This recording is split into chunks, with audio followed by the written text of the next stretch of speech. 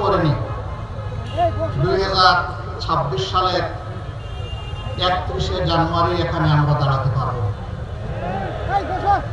এই জাতি চিন্তা করেনি 26 সালের 12 ফেব্রুয়ারি একটা নির্বাচন অনুষ্ঠিত হবে।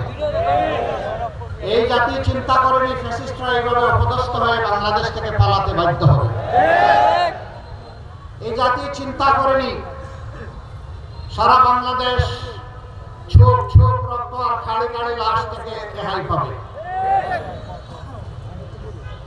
যারা 15.5 বছর ফ্যাসিবাদ কায়েম করে রেখেছিল তারাই বাংলাদেশের সমস্ত ব্যাংকগুলো ডাকাতি করেছে, শেয়ার মার্কেট লুট করেছে, জনগণের পকেট কেটেছে,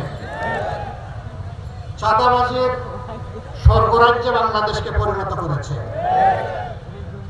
দুর্নীতিতে দেশকে ডুবিয়ে দিয়েছে। তারা মানুষকে আপনজনের বুক থেকে ধরে নিয়ে গুম করে আয়না করে ফেলে রেখেছে। দিন নয়, সপ্তাহ নয়, মাস নয়, বছরের পর বছর। আপনজনরা জানতেন না তারা বেঁচে আছেন নাকি দুনিয়া থেকে বিদায় নিয়েছেন।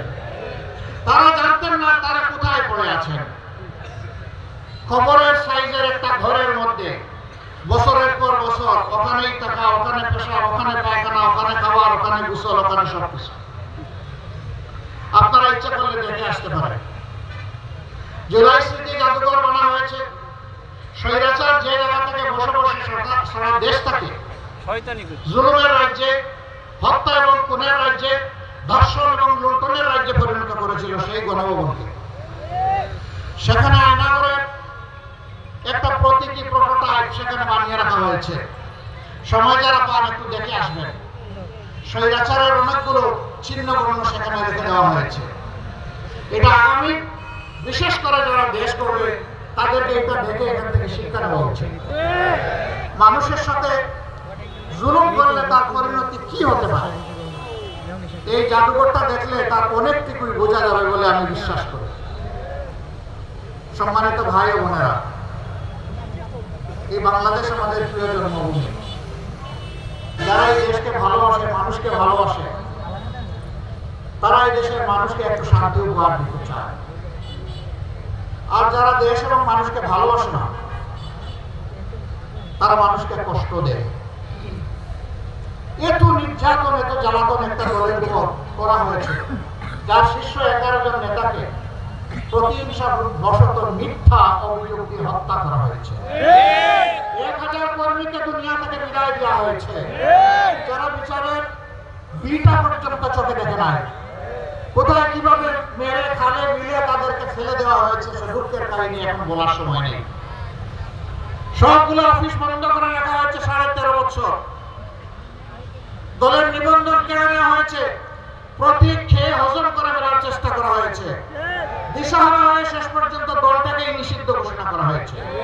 নেতৃবৃন্দের বাড়িঘর গোল্ড ড্রিলার দিয়ে ভেঙে চুরমার করে দেওয়া হয়েছে। এর প্রেক্ষাপটে আল্লাহ তাআলা যখন আমাদের বুকের সন্তান, আমাদের গর্বের সন্তান, আমাদের যুব সমাজের নেতৃত্বে যে বিপ্লব সংগঠিত হয়েছিল তার বিনিময়ে আল্লাহ তাআলা আগস্টের 5 তারিখে জাতিকে মুক্ত দিলেন।